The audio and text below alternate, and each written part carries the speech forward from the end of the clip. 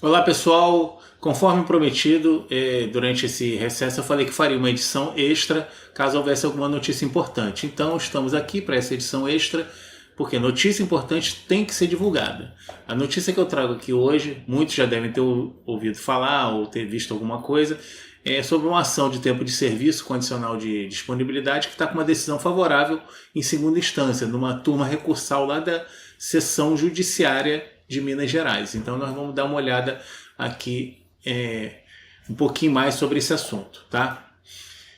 Bom, primeiro eu vou fazer aqui uma contextualização, depois falar um pouquinho de como foi ali na primeira instância, tá? Através ali dos documentos que a gente consegue ver numa consulta pública, também como está na segunda instância, tá? E para quem quiser ver o processo, eu vou mostrar aqui como é que se faz essa consulta pública, bem rapidinho, e algumas considerações finais. Bom, vamos lá. Contextualização, tá? É uma notícia que está circulando por aí, muita gente já viu, tá? Já recebeu o documento, informações, ouviu falar, tá? Eu tenho aqui um material que foi enviado pelo Dr. Jairo Piloto, tá? Por WhatsApp, ele teve a gentileza de me enviar. Ele sempre faz essa gentileza, ele gosta de divulgar quando é notícia importante. Ele mandou aqui um dos documentos do processo, algumas informações, e ele fez até questão de enfatizar que não atuou especificamente nesse processo, contudo o objetivo é socializar as informações e buscar os direitos de militares prejudicados no judiciário, certo? Aqui, a ação, na verdade, o advogado da ação é o Dr. José Gomes da Silva, a AB dele está aqui. Tem um artigo da revista Sociedade Militar, que é esse aqui: inconstitucionalidade da Lei 13954 é declarado colegiado que deu vitória militar, reincorporando o pagamento do adicional de tempo de serviço. Ele cita aqui também o nome do advogado, tá? E transcreve aqui trechos da sentença. Tá? Vou deixar o link do artigo aqui para quem quiser dar uma olhada.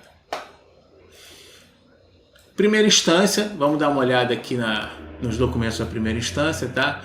Aqui tem a página geral do processo, que depois eu vou mostrar como é que se acessa isso aqui, e também aqui a sentença, tá?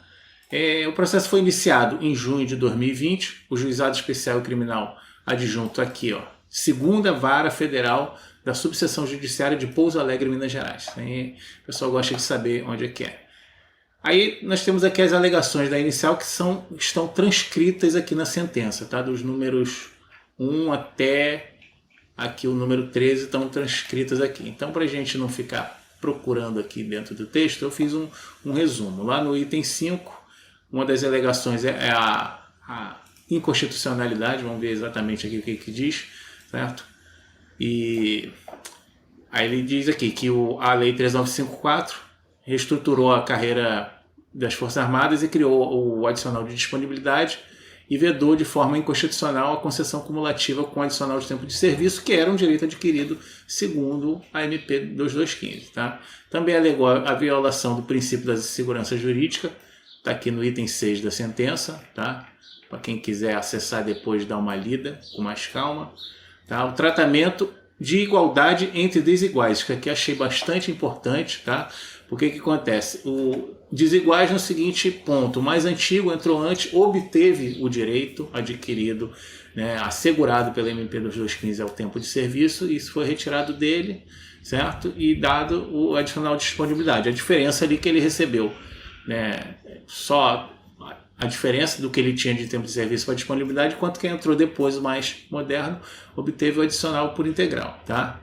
Ele fala disso aqui de novo no item 8, tratamento anti-isonômico, tá? Em que ele ficou só com a diferença, ele tinha 23%, foi para 32%, 9% a mais, enquanto que quem entrou depois da MP, que não tinha nada, pegou o adicional integral de 32%.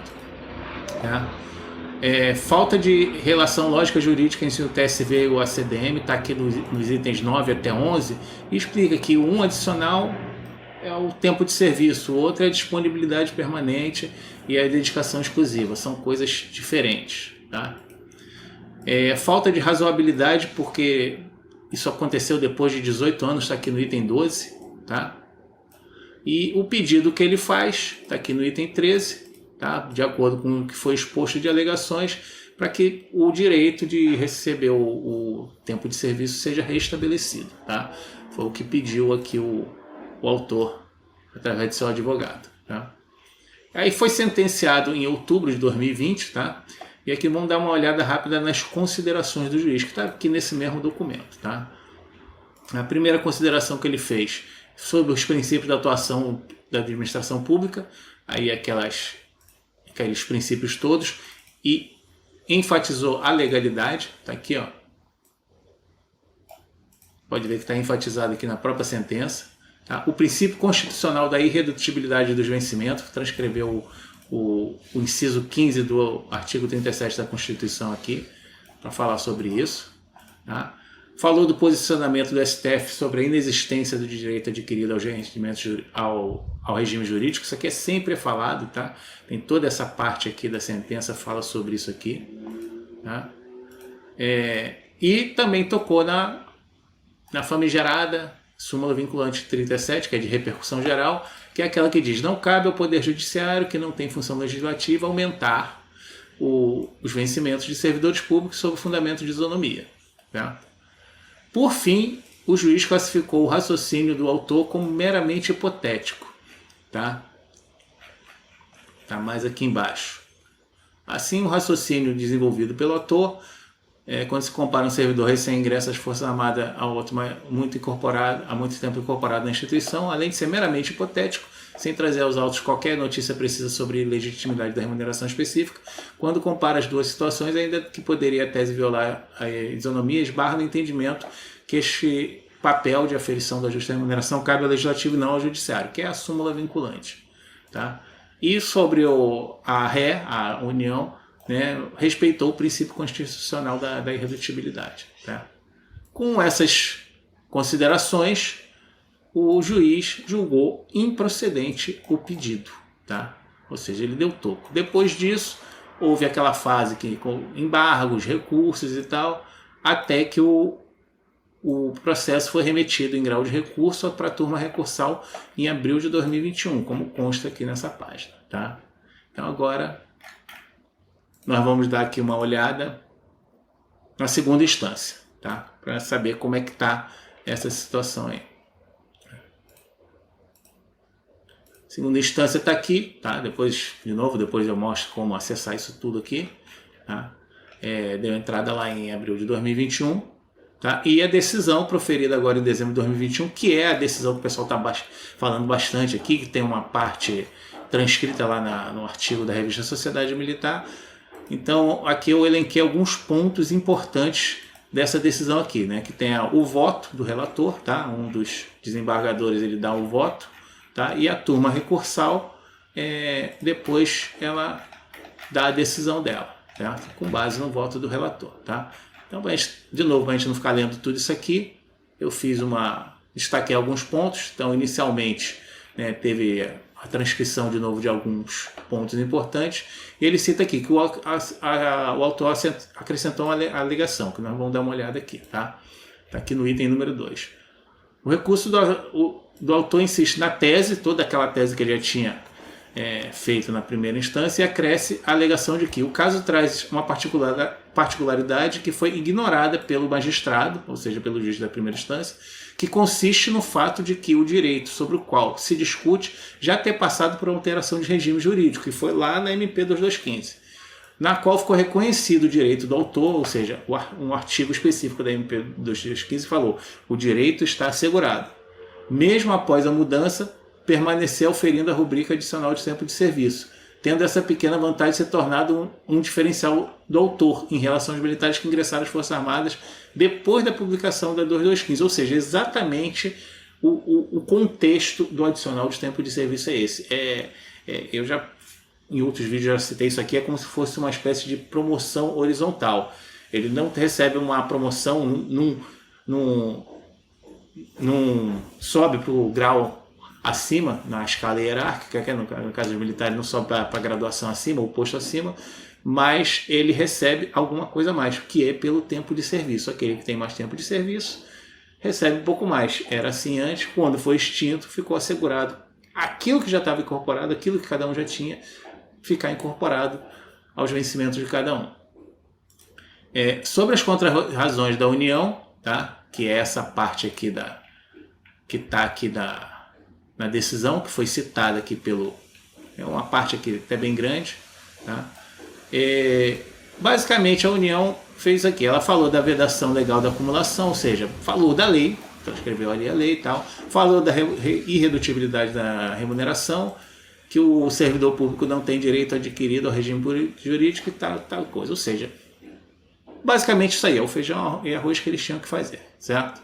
E aí, aqui no número 4, o relator ele fez uma consideração importante que a gente vai dar uma olhada aqui, com calma.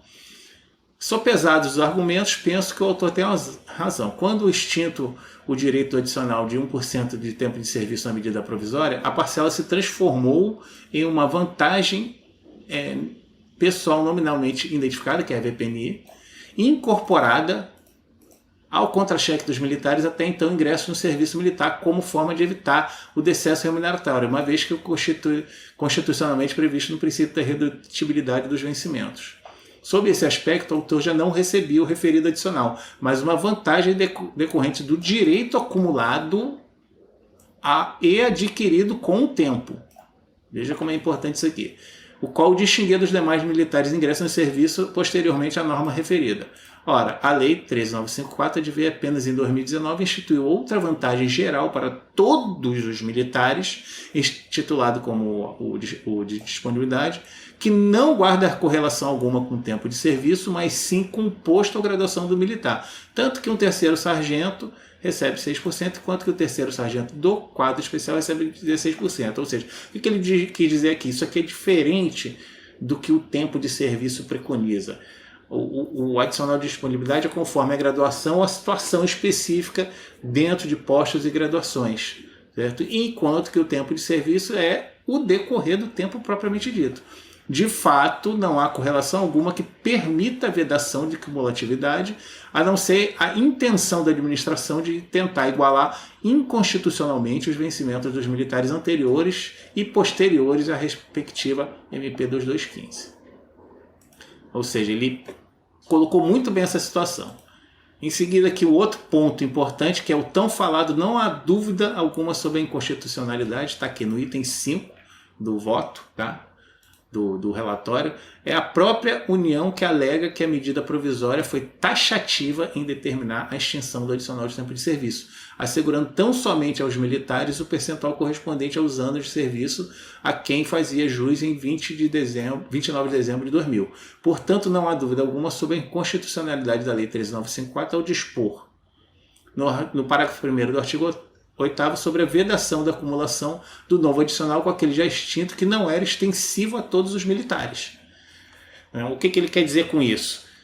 A Lei 13.954 está tentando trocar, ela tentou, está trocando, conseguiu trocar até então, né, um adicional que foi extinto, mas manteve por direito adquirido, não extensivo a todos os militares, somente aqueles anteriores à MP 2215, está tentando trocar isso por outro que é de caráter geral, que todo mundo vai receber a mesma coisa.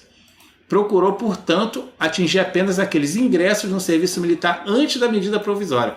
De novo, procurou, portanto, atingir apenas aqueles ingressos no serviço militar antes da referida medida provisória. Demonstra, sim, nada a ver com alteração de regime jurídico e irredutibilidade de vencimentos, mas sim a pretensão velada de equalizar remunerações interferindo da antiguidade e do direito adquirido dos servidores militares envolvidos. Muito, muito bem colocado. E aí vem o voto dele, tá? Que está aqui. Posto isso, tá? Esse aqui que é o voto do relator. Dou provimento ao recurso para reformar a sentença e julgar procedente o pedido para, declarando inconstitucional o parágrafo 1º do artigo 8º da Lei 13.954, restabelecer o adicional de tempo de serviço do militar como uma VPNI e permitir a sua acumulação com o adicional de disponibilidade, previsto no caput da mesma norma. Condena a União a reimplantar esse adicional de tempo de serviço como VPNI no contra-cheque do autor, bem como pagar as parcelas vencidas a partir de janeiro de 2020 e vincendas observando seus reflexos no adicionar natalinos 13º a serem apuradas em regular liquidação de sentença, acrescidos dos juros, correção monetária, tal, sem sucumbência e aqui, só como observação, ele rejeitou a tutela antecipada por considerar que não é indispensável. O autor pode esperar o trânsito em julgado, certo? E mais importante aqui, o acórdão, mas ainda mais importante é o acórdão, tá? Que está aqui, a quarta turma, né, dá o provimento ao recurso nos termos do voto relator, ou seja, a turma recursal, são vários juízes e desembargadores, eles concordam com o relator e dão esse provimento para reformar a sentença, tá? Bom, falei bastante aqui, mas eu sei que alguns podem querer olhar por conta própria, então eu vou mostrar aqui rapidamente como fazer, como acessar isso aqui que eu acabei de mostrar, tá? Vocês vão entrar aqui na consulta, vai vir aqui no site TRF1, que eu vou deixar aqui na descrição, aí vai ter esse site aqui com o mapinha, vai entrar aqui primeiro grau e segundo grau da consulta PJE, tá? Aí vai abrir essa página aqui e essa aqui, são iguaizinhas, só muda aqui, primeiro grau, segundo grau. Aí vai vir aqui em consulta processual, tá? Em ambas as páginas vai ter aqui em cima consulta processual. E aí depois vai abrir um formulário igual a esse, que é igualzinho os dois. Digitar o número do processo, que vai estar aí na descrição também. E vai aparecer aqui para... Talvez apareça um captcha e tal. Aí vai aparecer aqui, clicou, vai cair naquela página lá que eu já mostrei, tanto de primeira instância quanto de segunda instância, tá? É bem fácil e aí pode acessar todos os documentos que estão disponíveis para consulta pública. Bom, agora vamos aqui a algumas considerações finais que eu vou fazer, tá? Primeiro, é um ponto muito importante, porque é uma decisão favorável em segunda instância, tá? Ainda mais importante que eu considero é uma sentença reformada. O que quer dizer isso? Ela teve uma decisão desfavorável na primeira instância, mas quando bateu na segunda instância, o juiz da segunda instância falou, não, isso aqui tem que mudar, tem que ser favorável. Então, esse ponto aí vale até mais. É a cesta de basquete de longe, que vale 3 pontos, tá? Bom, provavelmente vai para tribunais superiores, mas nós vamos acompanhar isso aí, tá? Eu já ouvi aqui a consideração de algumas pessoas, isso aí vai para o STF, não sei o que, Supremo Tribunal de Justiça, não sei exatamente, mas nós vamos acompanhar. Se tiver o trânsito em julgado ainda na turma recursal, melhor ainda, né? Eu não sei se há outras ações na mesma situação, tá? E aqui muito importante, assim, que eu dei uma olhada em alguns grupos aí, algumas redes sociais, e o pessoal comentando, tá? Gente, isso não quer dizer que todo mundo ganhou, tá? Não quer dizer, muito menos, que toda lei é inconstitucional. A lei 13.954 é inconstitucional. Não. O que a TR falou ali é que deve ser considerado inconstitucional o parágrafo 1º do artigo 8º da lei 13.954. Aquele que veda a acumulação dos 2 adicionais, tempo de serviço e disponibilidade, tá? E não é para todo mundo, é um processo de cada um. Vai valer aqui para essa ação, tá? Para que valesse para todo mundo, tem que ter uma ação direta de inconstitucionalidade. É um negócio assim, mas isso aí não houve, pelo menos ainda não houve, tá? Então, acho que cabe a cada um, quem já entrou com a ação, verificar o andamento, tá? Então aqui, converse com o seu advogado. Se você não entrou com a ação ainda, você tem que ter um advogado de confiança, conversar com ele sobre isso, se for o caso de ele entrar, ou se já ingressou, para ver se ele, né, pode tirar disso aqui alguma coisa que possa reforçar as alegações, como por exemplo uma espécie de uma jurisprudência, um precedente, uma ação precedente, coisa desse tipo, tá? Então tem que conversar com o advogado, ele vai saber explicar, obviamente, muito melhor do que eu. Bom, pessoal, é isso. Essa notícia que eu tinha para trazer para vocês, que eu considerei muito importante, tá? E fora isso, aproveito para desejar a todos um Feliz Natal, tá? E, de novo, se é um recesso que eu falei que eu vou ficar mais tranquilo, mas se houver alguma coisa importante como essa aqui, eu faço uma edição extra e trago aqui o assunto para vocês, beleza? Valeu!